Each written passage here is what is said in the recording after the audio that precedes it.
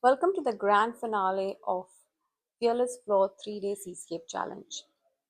I'm so proud of you for showing up, for practicing, and for the skills you've developed in the past 2 days. You've come such a long way, and today we celebrate your progress together. To kick off our day 3, we will warm up with brushstroke exercises and color mixing. Then we'll bring everything together with all the techniques you've learned to create the final step of our painting. Think of today as your graduation painting, your chance to fearlessly flow and celebrate how far you've come. Let's dive in. Before we start exercises, I want to show you our reference and why these brushstroke exercises are important. We are going to practice these thin strokes to create the reflection and these bold waves with movement wet on wet to get the seamless smoothest waves when we paint our reference. So these exercises are going to be very crucial for you to achieve these beautiful results when you start painting our day 3, which is packed with all of the techniques that you've learned so far.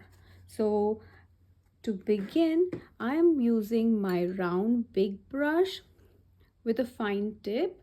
If you have a brush with a fine tip, go for it for practice, but also practice with your detailer brush because we will be using this brush to paint the fine lines for reflection, which is our final step. So I'm going to show you. This is the step that you will gain confidence and muscle memory for painting thin strokes. I'm using faintest pressure. I am not putting any pressure on my brush and I'm using the tip of my brush to get these strokes. So watch my hand. My brush is almost at 75 degrees.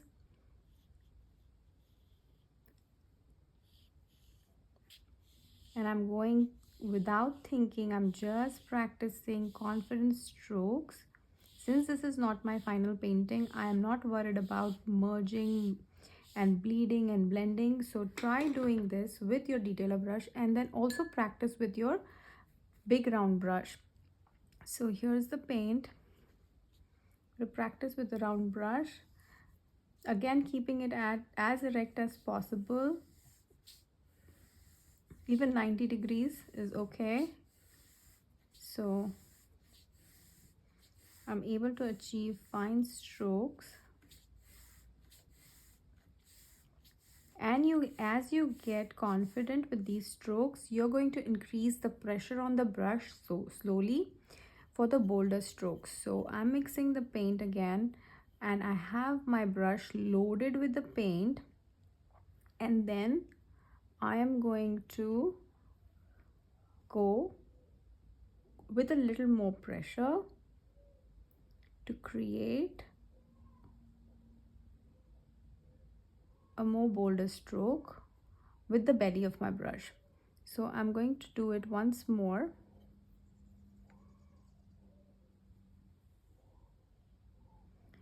So these are the kind of strokes you need to practice.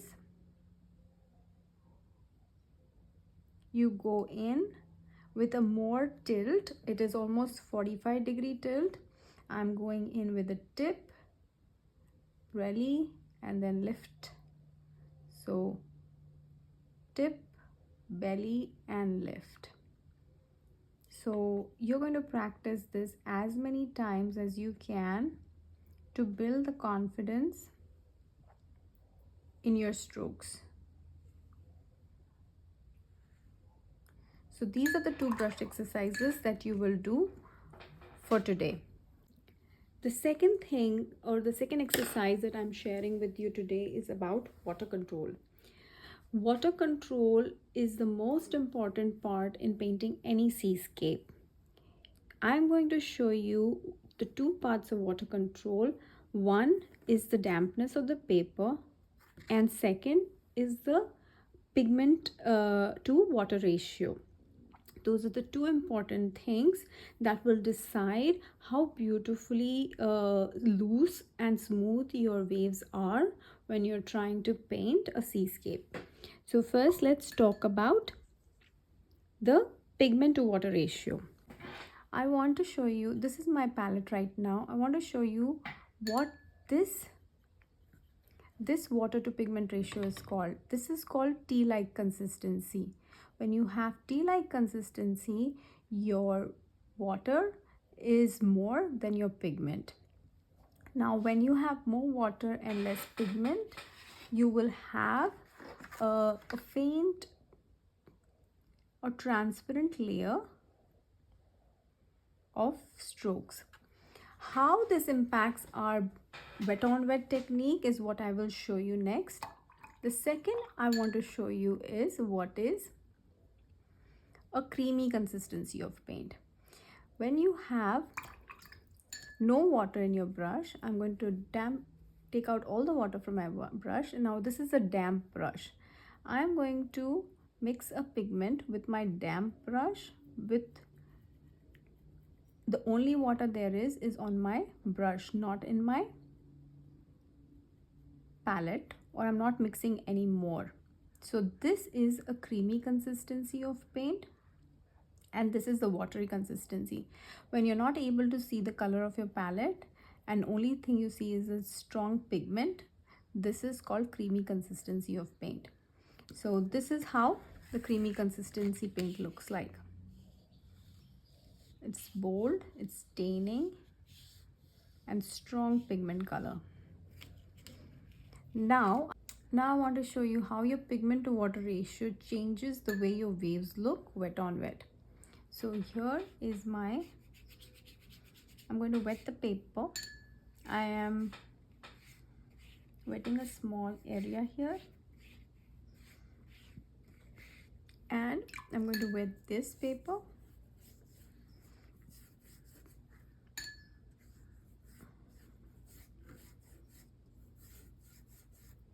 While my paper is wet, I want to show you the shine on it. There are no puddles forming. This is the kind of wet paper you want. Now I am going to go in with the tea-like consistency paint and paint my waves. When I paint with this, you see they bloom and bleed and there is no impact. So my waves are not as seamless, though they are smooth. There are no hard edges, but there are blooms all over the paper. Now I am going to go on this paper and then paint with my creamy consistency paint. I'm first going to make sure my paper is wet and not dried up. I see the shine, so I know it is wet. I'm going to go in with this, and you see it's blooming, but it has smooth edges.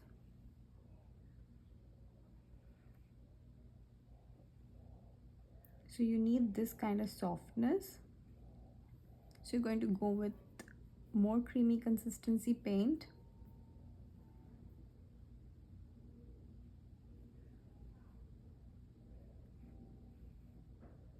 And use the belly of your brush with the pressure to create these strokes. Now this part of the paper was dried up, so I have a hard edge here, but I don't have any hard edges on my waves because the paper was damp. And that's the consistency you're looking for and the wetness of the paper that you're looking for. Now my paper has dried up. I cannot go back in and paint more. What I'm going to do is I'm going to create another layer.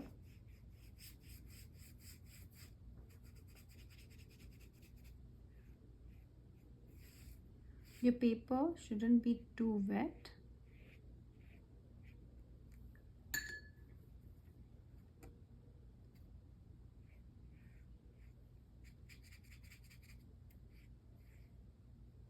Or too dry.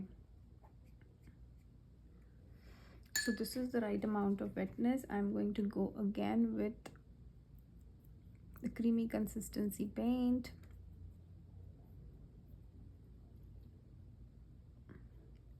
Now this is creamy consistency, but there is more water in my brush. So what I'm going to do is dab it on the paper towel to take out all the excess water and then go in with the paint.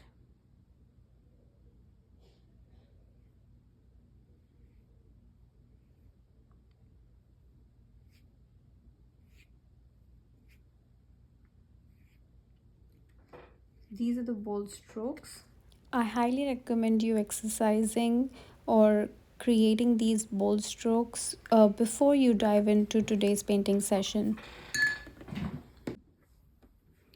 Welcome to the day 3 of our painting challenge. Today we will be painting this final part of our reference, and we will be painting this in 3 steps. First, we will be painting our background, which is reverse gradient. Second step of our painting would be to achieve these wave movements. And the final step of our painting would be to add these details wet on dry. So let's get started. So what we're going to do is secure the horizon line again on the reverse side so that this doesn't bleed, and now let's start with our waves. So I'm going to begin bottom to top.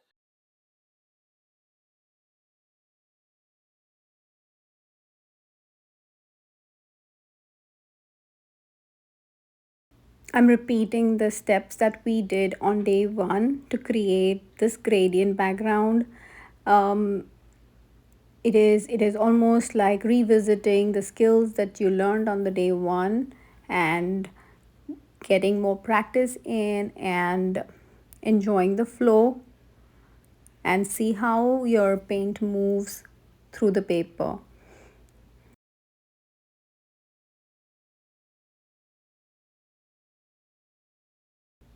I dipped my brush in the paint, but I went back in the water to dilute it before I went back in to get the gradients.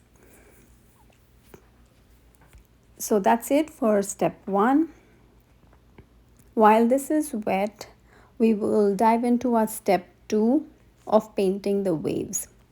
Now, if you've practiced your waves exercise that I gave you, you're going to create a creamy consistency of indigo paint as discussed in our exercise, and then load your brush with that paint and see if your paper is damp. Check for the dampness and then paint in the waves. So while I was recording this video, the palette got cut off. I am sorry about that. But since I've already explained the consistency, I would request you to go back and see it if you don't remember. But if you do, just create that consistency of paint with paints gray or indigo, and then create those bold brush strokes that we've practiced already. Just go swoosh with full confidence, without fear. I want you to feel the confidence when you're painting it. I want you to feel the boldness that you have in your brush stroke, and that's when it will reflect in your painting. Don't overthink it, just go with the flow. Make sure your paper is damp before you do this.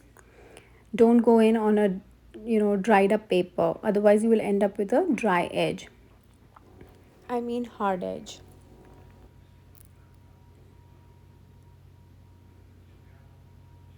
This is 100% cotton paper, and which is why it remains damp for a little longer, and even with the cold press paper, so it adds to your advantage. Now my paper is drying up, so I'm going to stop, dry it completely, then re-wet it before I go back into painting my second layer of waves. So I'm going to dry it now.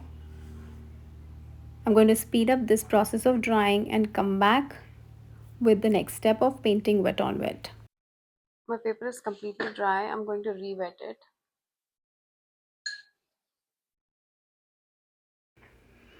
When you re-wet your paper, make sure you dab your brush on the rim of your glass jar or any jar before you go into your paper to take out the excess water from your brush and not have puddles created. Also, try to be light-handed so as to not reactivate the underlying layer of paint that you've already got on your paper.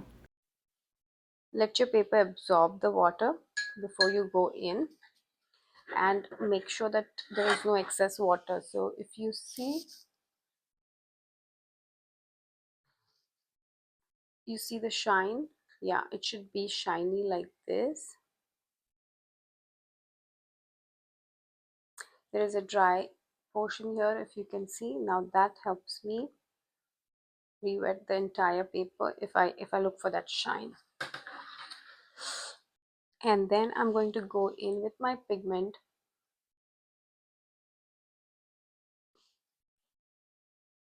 take out the excess water,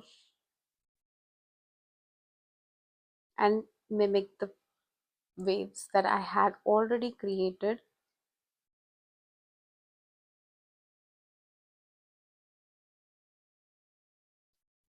I'll go in with more cobalt blue,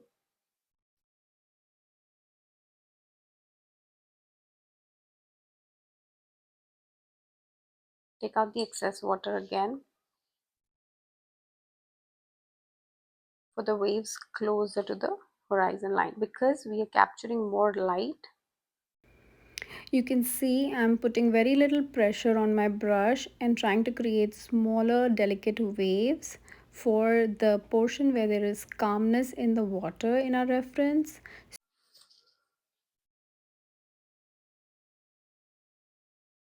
Make sure your brush doesn't have more water in it.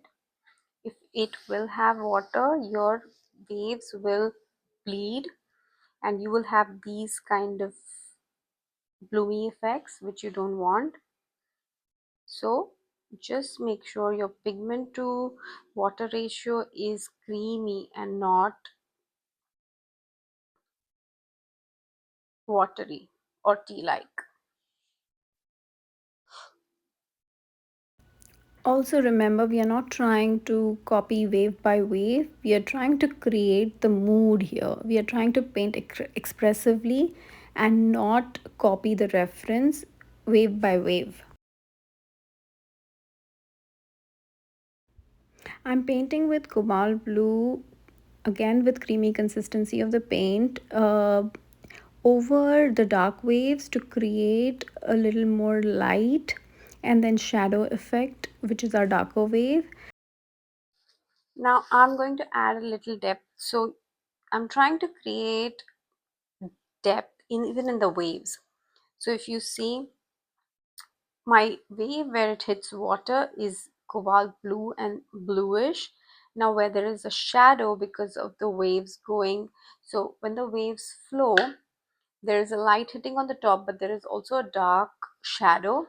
So for that, that's what I want to create, a smooth blend for that, which is why I went in with a cobalt blue. Now I'm going to, if this is my wave coming in which is catching water, this will be the shadow. So I'm kind of trying to capture that.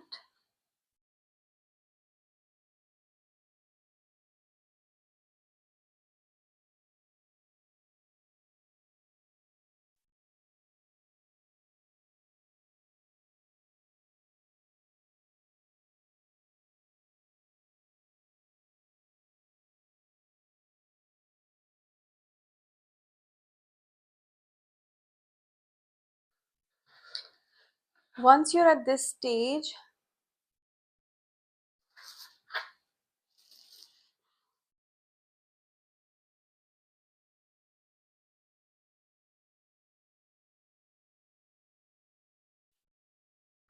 I just deepen the foreground a little bit.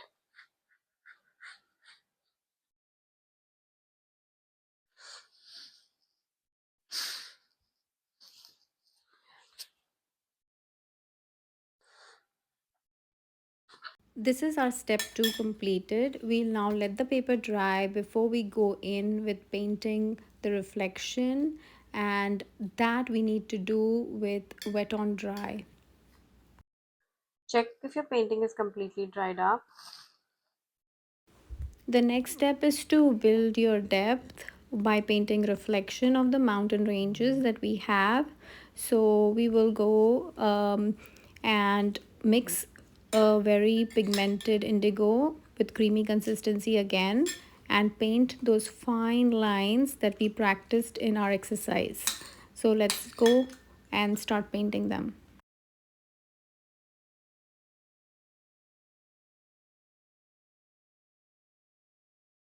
And then have these lines, broken lines.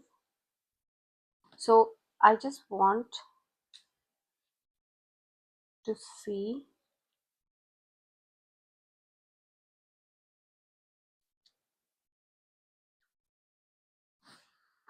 what am I building the shadow for. So I want to see the mountains where they are so that I can build the shadow accordingly. So the darkest mountain ends here. So I'm going to have my darkest lines.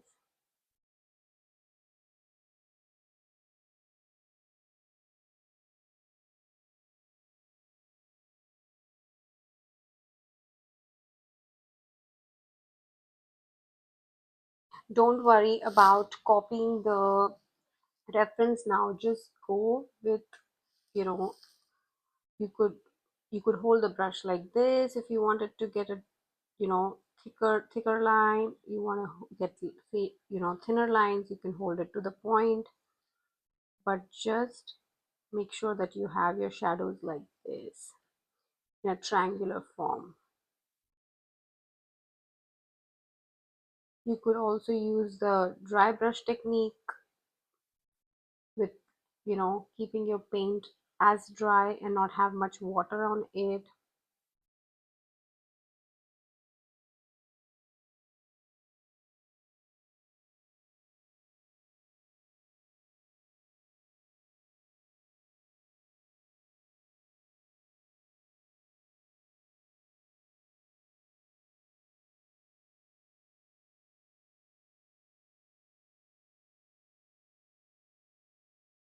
And then you have the second mountain, which is also, going. So if you're going to mimic the second mountain, it is going down and up. So it will go this is how it look, right? You'll go up and then down and then. So you have to realize that there will be some. I'm re-recording this part because my phone died in the middle. So I was able to paint this and add the darkest, deepest values. So we are going to do the same thing in my other painting so that I show you what I did. So now I will go in with my detailer brush and create those fine lines, mimicking the mountains and creating the depth and reflection. The darker your shadow lines are, the brighter your light looks. So you can accentuate light by deepening the shadows. So that's exactly what we're doing with these lines. You can also achieve similar effect if you have a bigger paper. You can achieve the similar effect with a dry brush technique, which I'll demonstrate in a bit. I'm just going in with thin lines, taking my time. I am not trying to look at the reference anymore because I have to create reflections according to the mountains I have painted. And since I wasn't mimicking the mountains, I have to be true to my process. And that's why I'm not looking at the reference anymore. Also, the corners of the mountains or the corners of the water is going to be darker because my light is penetrating to from the center, and the light is getting blocked by the mountains, so which is why my the corners of my page are going to be darker than the center. So I'm going to deepen that shadows a little bit more. Now I'm using the dry brush technique. I'm taking the paint which is creamy consistency, taking out the excess water, and then using the belly of my brush to create those strokes.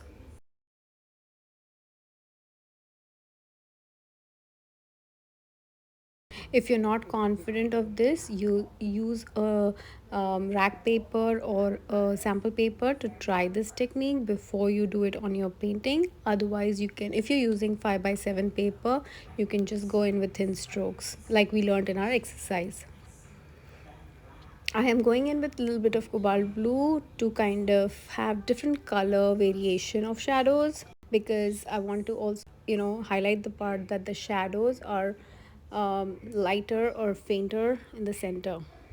Also, I have suggested that we go in with few faint or thin dark lines in the center to show some movement. So you can just flick your brush for those,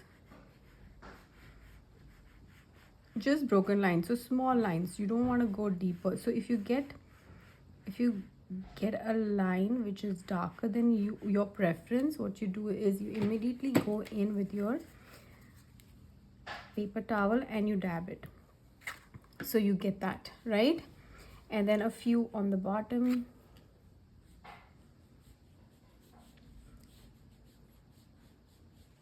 just to give a sense of movement. So that's what I did before my phone died. And then I was suggesting that, like, I've added birds in few of my paintings. If you'd like to add those, you can go for it, but they're not in the reference.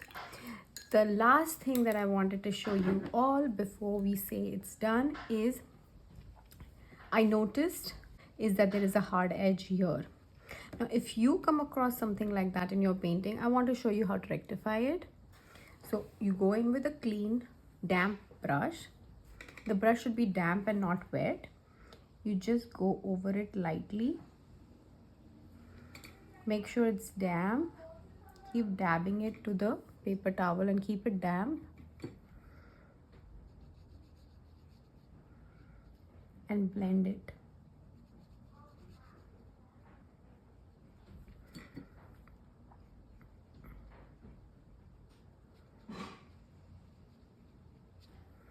That's how I get rid of most of my hard edges in my painting. And now it's seamless. I hope you enjoyed this tutorial and you've painted along with me all 3 days. Now I'm going to take out my tape and sign my name on it. And I highly recommend every artist sign their name after they've completed a painting, because it is a sign of pride for your artwork and your skills. And this is a wrap to our 3-day Fearless Flow Seascape challenge. Take a step back and look at your painting. You did it. In just 3 days, you went from blank paper to a beautiful seascape. I hope you felt how calming and joyful watercolor can be when you let go of fear and just enjoy the flow. And if you've loved this little challenge, imagine how much more could you create with guided projects, tips, and support. That's exactly what I've put together in my Watercolor Oceans and Lakes mini course. In this course, I have 4 guided projects with step-by-step instructions, watercolor techniques, color mixing methods, and most importantly, how to paint fearlessly with emotions and expressively without seeking perfection. And last but not the least, a very encouraging and supportive community who has your back. I'm offering all of this to all the challenge participants at a 30% discount as a thank you from my side. You would have received a discount code in your email with this offer. If you're a beginner or you want to paint with intention or guided support, or if you've ever feared painting seascapes, oceans, or lakes, or anything water, this could be a game changer for you. So let's continue this journey of fearless flow and soar higher. Thank you.